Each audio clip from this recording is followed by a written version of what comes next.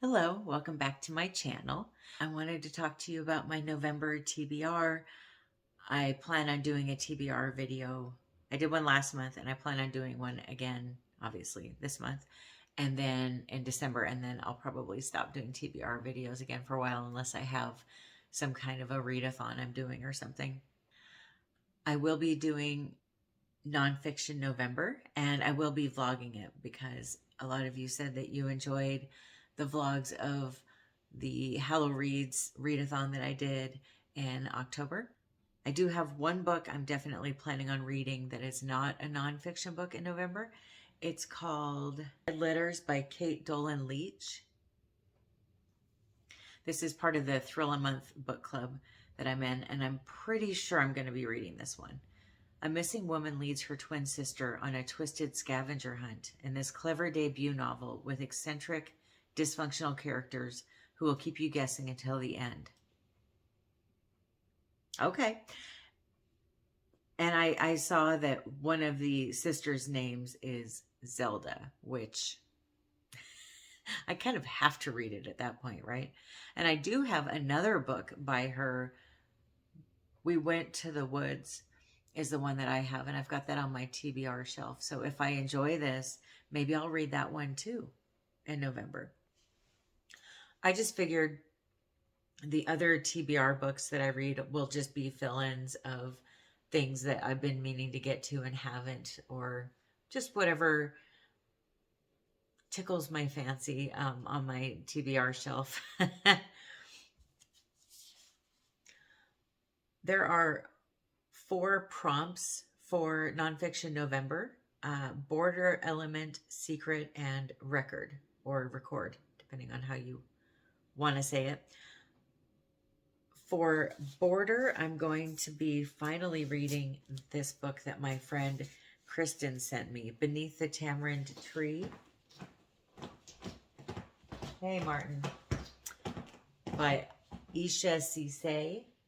This is a riveting and hope-filled account of a horrific event filled with, sorry, that's my cat scratching a scratching post, filled with stories of bravery and verve, and fortified by Isha's unparalleled access and instinctual humanism as a reporter. By lifting the distinct voices of these brave young women and telling a largely untold story as only she could tell it, this book is essential reading, as inspiring as it is informative. And this one I'm going to be reading in my favorite way. I'm going to be physically reading it and listening to the audiobook intermittently. And I'm not sure if this book crosses borders, but mentally I feel that I will have to be crossing into the border of another land when I read it. I know it's a stretch, but Olive, the lady that does the Nonfiction November every year, she said we can get really creative with the prompts if we want. So that's why I chose this book for border. For element, I chose Gifts from the Desert, The Enlightenment of Paul of Tarsus by Jack Dower. And I chose this for element because it is comprised of many elements. This is a nonfiction novel about St. Paul. It breaks new ground in imagining his sojourn in the desert in a way that satisfies our curiosities about how this man transformed from Saul to Paul the Apostle. After a series of appearances to Paul, Jesus sends him a mystic mentor, Amal, who shares knowledge of Jesus unknown to any of the other apostles. Amal amazes Paul by relating stories of Jesus' dialogues with Hindus, Buddhists, and Jains while they had been traveling together in India 15 years previously.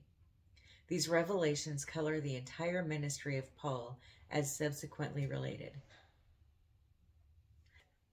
The man that wrote this book was my professor in college, and he is my favorite teacher of all time. He has a very special place in my heart, and I've just been thinking about him a lot lately, and I wanted to read this book. This book has a copyright of 2005, and that's the year that I was his student. So I'm not sure if he was already finished at the time or if he was writing it at the time. I know when I was his student, he was always working on different books that he was writing, he had said, but I just really want to read his writing. He has one of the most mentally stimulating brains I've ever encountered in my life. And I'll get more into the story about him in the vlog, but there's really a lot to him and knowledge that I think he might be able to bring to the table that other people might not. For secret, I chose Can You Ever Forgive Me by Lee Israel. Have you seen this movie? In the movie, which was based on this book, there's a woman named Lee who needs to write a bestseller. She's an author and she's having a really hard time with it and she needs money. And so she starts a forgery business where she writes fake historic letters and sells them as if they were authentic. But she was so good at it that she got away with it for a while. There's copies of some of the letters in here. And it's a very short read. It's only 127 pages long, but she's talking about her big secret that she was actually forging these letters. And so that's why I chose it for secret. I'm really looking forward to reading this. I actually did enjoy the movie. I know some people didn't like it, but I really liked it. And we'll see what I think of the book. It's been enough time since I saw the movie to where I think the book will still be fresh for me. For record, I chose this book because it is a record of her life during the time in which it was put together. This movie is one of my favorite movies of all time. I have no idea how many times I've seen it. If I just need to relax or I need to get some anxiety out of my body and calm down a little bit, I will watch this movie. I just love it so much. But I'm not real familiar with the book. It says, nearing 30 and trapped in a dead-end secretarial job, Julie Powell resolved to reclaim her life by cooking. In the span of a single year, every one of the 524 recipes in Julia Child's legendary Mastering the Art of French Cooking. Her unexpected reward, not just a newfound respect for calves' livers and aspic, but a new life lived with gusto.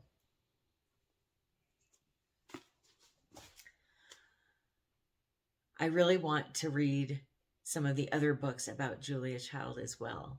We'll see. She's just one of those people that I'm very fascinated with. Then I've got Off the Rails by Beppe Severgnini. And this is just a bunch of stories that the author put together about his time on trains. I think he was on a commuter train.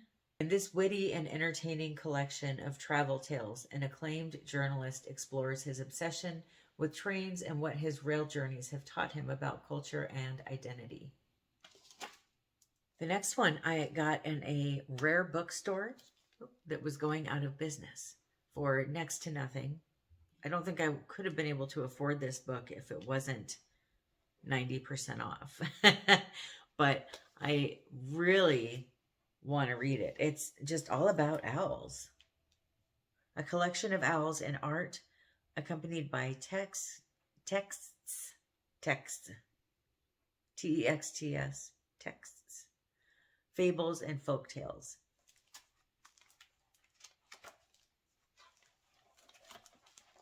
So, The Mice and the Owl, a poem with a picture. And this is by Faith Medlin.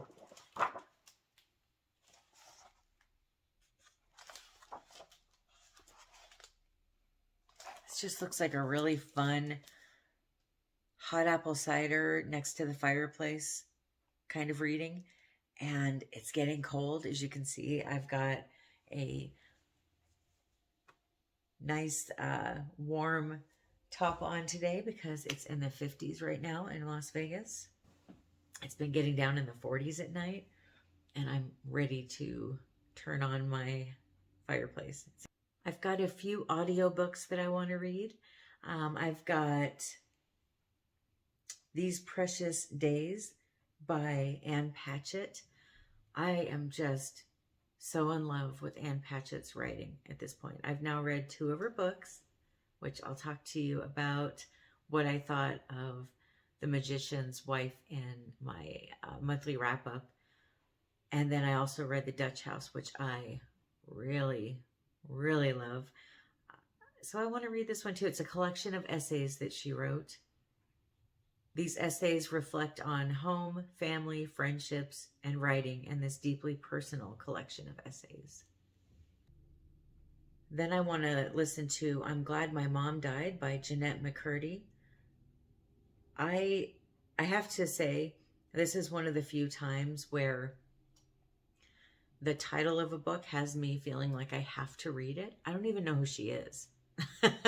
But my gosh, I've kind of got to that point now that I'm getting a little older, you know, and I'm middle-aged and all.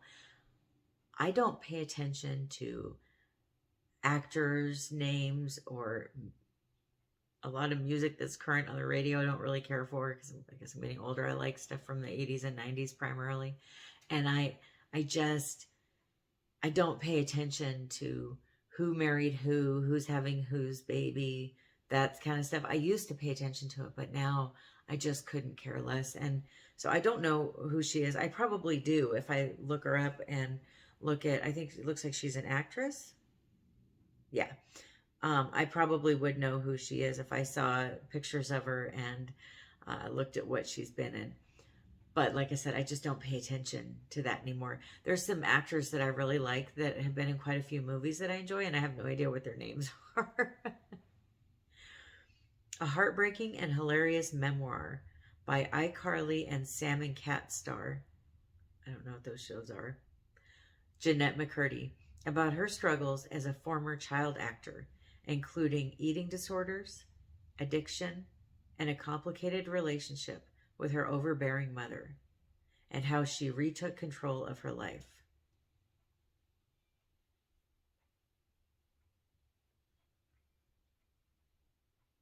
It almost kind of sounds like one of my favorite memoirs, Little Girl Lost by Drew Barrymore. Have you read that? That book, I don't know if I would still think it was good, but when I was 13, that was a great book. Then I want to listen to My Government Means to Kill Me by Rasheed Newson. Laugh out loud moments give way to galvanizing moments in this unputdownable debut by Rasheed Newson. Set in the 1980s, My Government Means to Kill Me follows the trajectory of a young black man who ditches his wealthy Midwest family to go be free and uninhibited in New York. When not spending time in men's bathhouses, he gets an education in the civil rights movement, community organizing, and the fight for gay rights, among others. Newson, the writer and producer behind Narcos, The Chi, and Bel Air, lends his cinematic eye to his novel, which makes the grit, the sex, the activism, and the political struggle all the more atmospheric and immersive.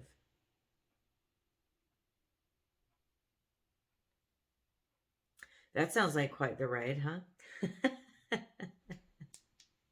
Are you taking part in Nonfiction November? If you are, what are you reading? Also, have you read any of the books that I've mentioned, or do you want to read any of them? Let me know. And hopefully I can get through all of these. I guess we'll see. I've been reading a lot more lately, which is great. I kind of am very cyclical. I tend to read more at certain times than others, and for some reason, in the summer, I just don't read as much. I don't know what it is. Thank you so much for watching. I hope you have a wonderful rest of your day or night. Happy reading. Bye.